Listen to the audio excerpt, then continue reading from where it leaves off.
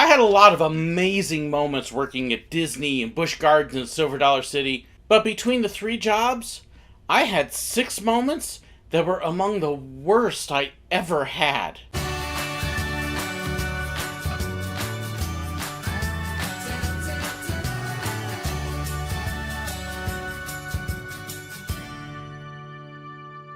Working at the theme parks was filled with amazing moments, fantastic moments. To have a bad day or even a bad moment at the parks was rare. It didn't happen very often, but it did happen. And at each place I worked, Busch Gardens, Silver Dollar City, and Walt Disney World, there were a couple of moments that really stood out as just memorable for all the wrong reasons. Here are 6 of the worst moments I ever had while working at the theme parks. Number 1, rejected for QA. This was actually at Hollywood Studios at the time. I had just transferred over there. I'd been with the company about 6-7 months. I'll be honest, this is petty on my part. It really is. QA is quality assurance, and it is how Disney looks at every single picture that they take. Every single one. And makes sure that it's up to their standards. At the time, every picture was screened by people.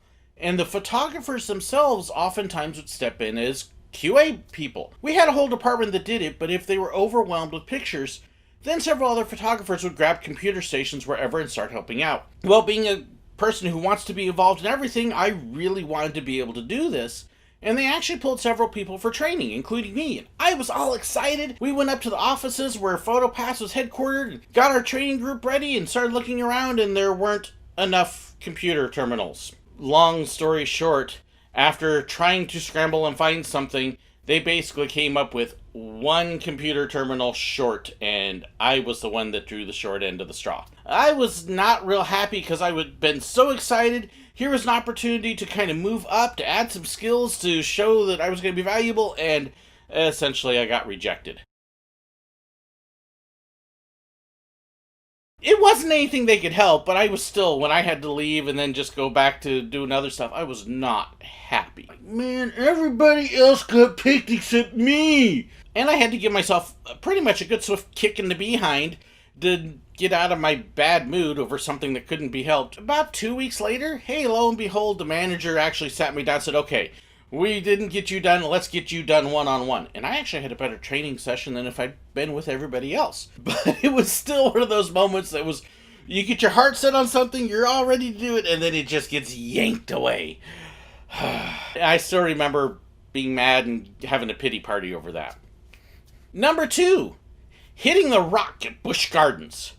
Okay, and yes, this is another one where I made the mistake. I'm driving my Land Rover on Rhino Rally. We've just come over the Elephant Bridge. You had to be careful when you came over that bridge by the elephants, because there was a large concrete rock right on the side, but you couldn't see it because of the high walls of the Land Rover. So you had to make sure that you pulled forward enough, and then you could go around it. Otherwise, it was going to be ugly. I had a truckload full of people.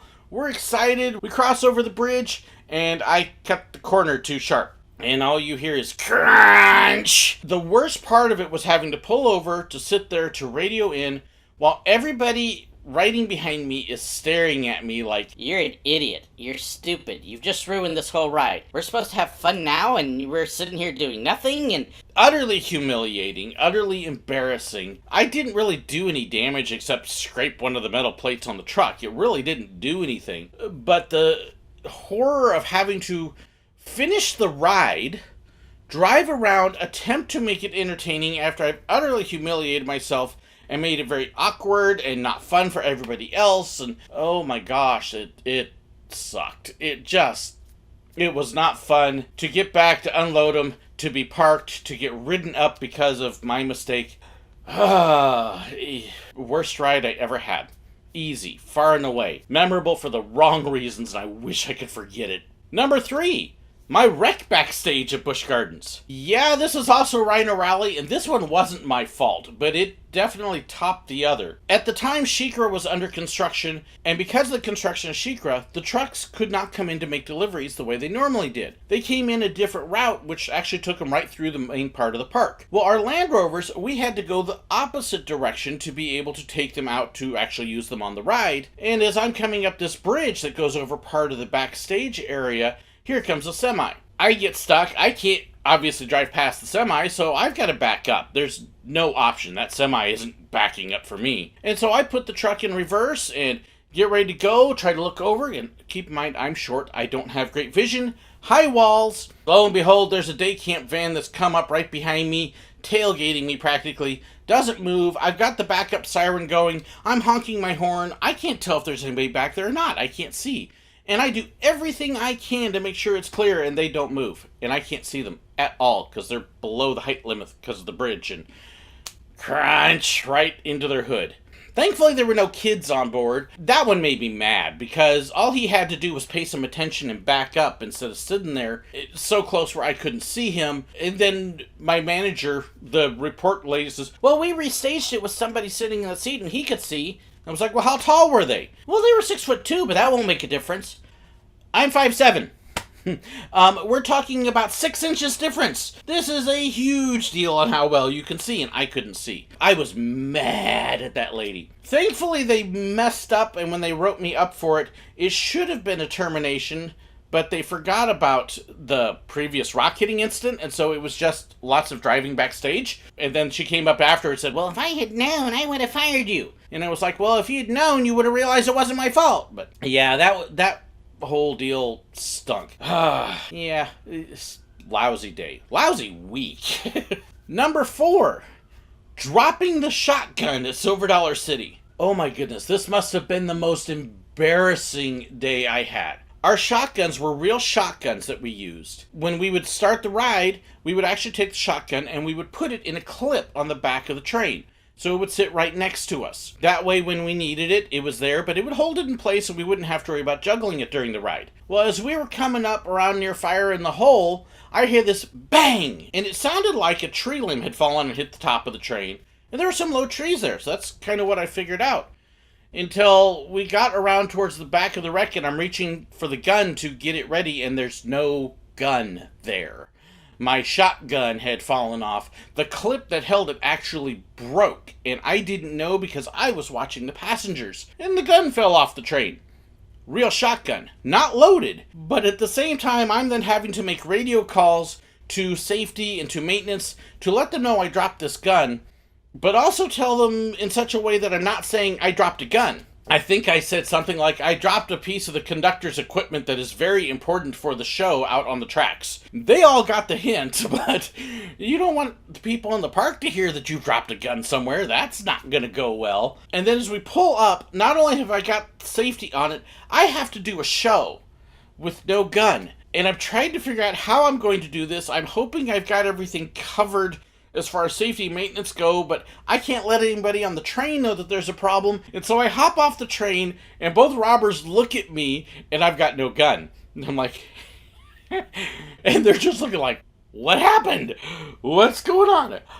"I don't know, but we're going to make this up as we go." And we kind of sort of did the show very awkwardly, made some jokes about me not having the gun. My boss, who was actually one of the robbers at the time, oh, he had a field day. He was having all sorts of fun at my expense. There's a break where the conductor goes up to look for people in the woods. And at that point, I was talking to the engineer saying, "Okay, do we get the gun?" "Yeah, we had a couple guys have got the gun on the track. Thank goodness, we're going to be okay. Nobody else found the gun that shouldn't have." Went back up, finished the show. And actually, one of the other robbers was feeling bad for me. And was, "Well, what are you going to do? Shoot us?" And the guy playing Ralphie says, "Here, you can have my gun." "What'd you do that for?" Well, I felt bad for him. It was one of those shows that really in a lot of ways was funny for all the wrong reasons. Finished the show and got back on the train, and they had managed to pick up the gun, kept it from doing anything. I actually did not get in trouble for this because it wasn't my fault that the clip broke. I couldn't have helped that. They had a pretty good laugh about it, but I believe it probably added a couple safety procedures as well. Yeah, that was definitely awkward, and trying to do a show when you know that something has gone wrong, something potentially serious, you're trying to pass it off, you can't do it right because you don't have what you need, and you know there's 250 people looking at you, and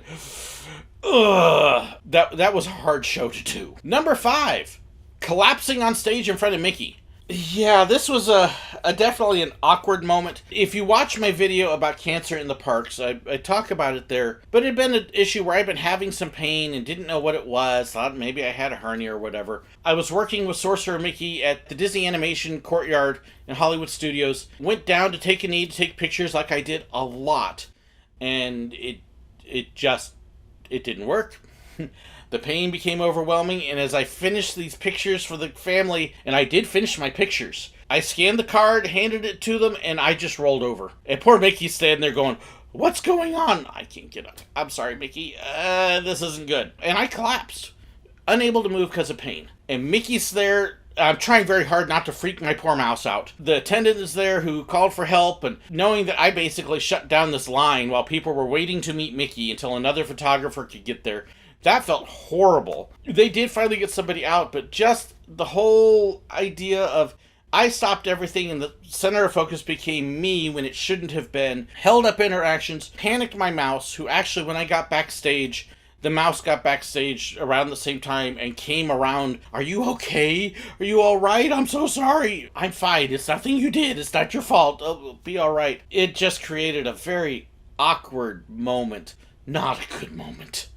Number 6, the fight with the photographer at Silver Dollar City. This is a hard one for me. Silver Dollar City had allowed Digiphoto, which was the photography company in the park, to come down to the train station and start taking pictures of the guests. They put up a big display in the train depot. Guests were supposed to come into the depot, get their picture, and then wait for the train. It was a setup that we as train conductors did not like because it affected our operations. It slowed down our getting people into the station. It just made a lot of issues. But money talks, so we're doing our best to work with them. Well, there was one photographer who basically thought that they were in charge. Our whole deal was, okay, we'll work with this, but the train operations have to come first because of safety. They have to come first. Well, this one photographer thought they were in charge of everything and just caused a lot of issues, a lot of friction, a lot of trouble with all of the train conductors. Didn't get along with any of us, except for one who she had a major crush on. And so she was constantly flirting and asking him out and making innuendos and inappropriate comments. Just not good. And he had no interest. We reported it. Just had a lot of frustrations over this person anytime they were there. They decided that they just thought it was kind of fun to cause issues too. And they actually had come into work one day and had told the other photographers, "You watch, I'm going to get George mad today just for the fun of it." And unfortunately she won. Did everything she could to annoy me, interfere with our operations, mess things up, and just get me ticked off. And I had actually called management down, said, "You need to fix her and take care of it or it's going to get ugly." They didn't get there. And I finally, at one point, the store that's right next to the station was empty at the time. We could get in because we had turned the fans on and used some other switches in there. And I actually went in there at one point and I yelled and I screamed at her. Told her off, told her what I thought. I lost it. I lost my cool because of this. Ended up, let's just say, stuff that followed up was a mess. Was not happy with how it was handled by the company. She actually did eventually get fired, lost her job. But man, that one person just drove me nuts. And the day I lost my cool with her made me so mad because I allowed her to get under my skin to the point where I didn't keep control when I should have. And I kept it out of sight of the guests, but more than likely I was loud enough that there were probably some around the station that heard, which wasn't good. Just an ongoing process over weeks, months, really, of dealing with this person and not getting it dealt with and not being handled until the point where I popped, and never happy that I popped. That was probably one of the worst moments. It's one I don't like to talk about and still hate that it happened. Hate the way that it worked out that day. So those are 6 of my worst moments at the parks. 6 days and moments that I hated. Generally, like I said, I had awesome days, awesome moments. And when I can count in 10 years of working at parks, 6, that's pretty good. That's not even one a year. That's about one every 2 years. But yes, they do stand out. Have you had a memorable moment for the wrong reasons at a theme park? I would love to hear it. Please share it in the comments, whether as a guest or an employee. Please be sure to hit that like button, to share, to subscribe if you haven't already. Don't forget to check the description below too. There's all sorts of information about fan pages, how to contact me, equipment and gear I use, and all sorts of other links and information as well. So be sure to check that. Thank you so much to my financial supporters as well, my YouTube members and my patrons. I couldn't do what I do without their support, and it means so much to me. I also want to give shout outs to my new patrons and members. So to my new patron, Michael Polisena, I hope I got that right, Michael, as well as to Bruce Newman for increasing his pledge. Thank you so much. I also want to give a huge shout out to my brand new YouTube members, Time Nerd and CEC Studios. Thank you so much for signing up. Again, if you want to know more about Patreon or YouTube members, be sure to check the links below or at the very end of the video. Thank you so incredibly much for watching, and God bless.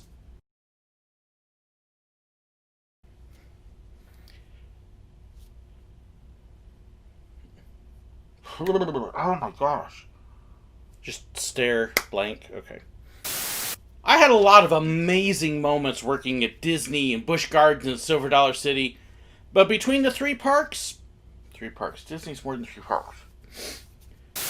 I'm driving my Land Rover around, and I'm driving my Land Rover on Rhino. I don't even know where I was.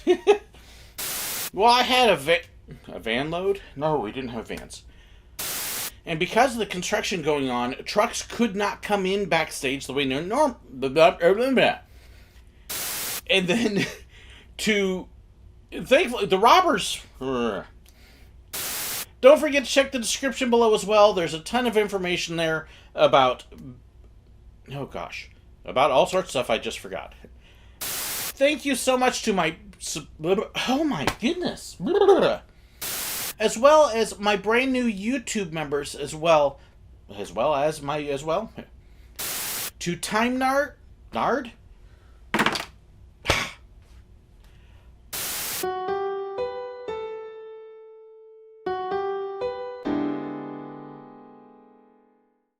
If you'd like to know about my merchandise, fan pages, and more, be sure to check the description below. If you'd like to know whenever I've got a new video posted, well, make sure you hit that button right up there and subscribe.